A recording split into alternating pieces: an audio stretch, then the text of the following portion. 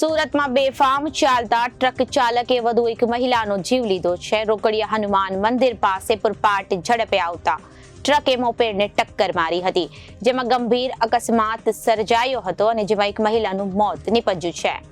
સુરતમાં બેફામ ચાલતા ટ્રક ચાલકે વધુ એક મહિલાનો જીવ લીધો.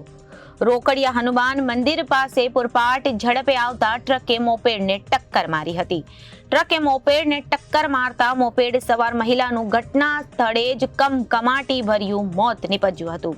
પર્વત પાટિયા ગાયત્રીનગર ખાતેની 43 વર્ષીય નેહા ડાગાનું અકસ્માતમાં કરુણ મોત નીપજ્યું હતું.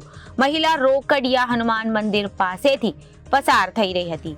તે દરમિયાન અકસ્માત સર્જાયો હતો. મહિલાના મૃતદેહને પીએમ અર્થે સિવિલ હોસ્પિટલમાં ખસેડવામાં આવ્યો હતો. મારું નામ અશોક ભગીરથભાઈ રાઠી છે.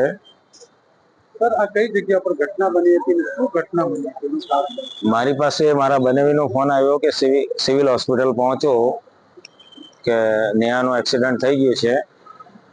ને જાણકારી મળતા જ મેં માર્કેટથી સિવિલ હોસ્પિટલ આવ્યો ને અહીંયા આવીને જોયું તો કીધું કે રોકડિયા હનુમાનજી પાસે એક્સિડન્ટ થયું છે. આ બેનનું પૂરું નામ નેહા દિનેશ સુરતમાં કઈ જગ્યા? કવાણી અને નેહા દિનેશ ડાગા.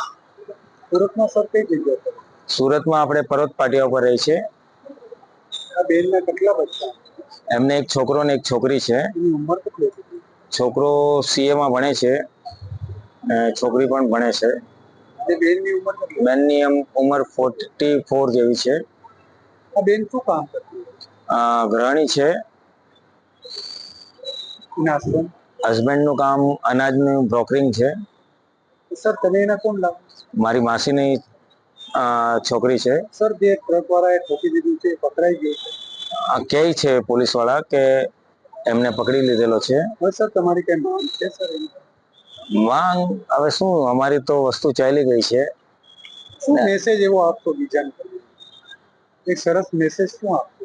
સરસ મેસેજ હવે શું આપીએ? રોડ રસ્તા ખાડા ખોપચા છે ને એના પછી પણ આ બધું ચાલે છે ને હવે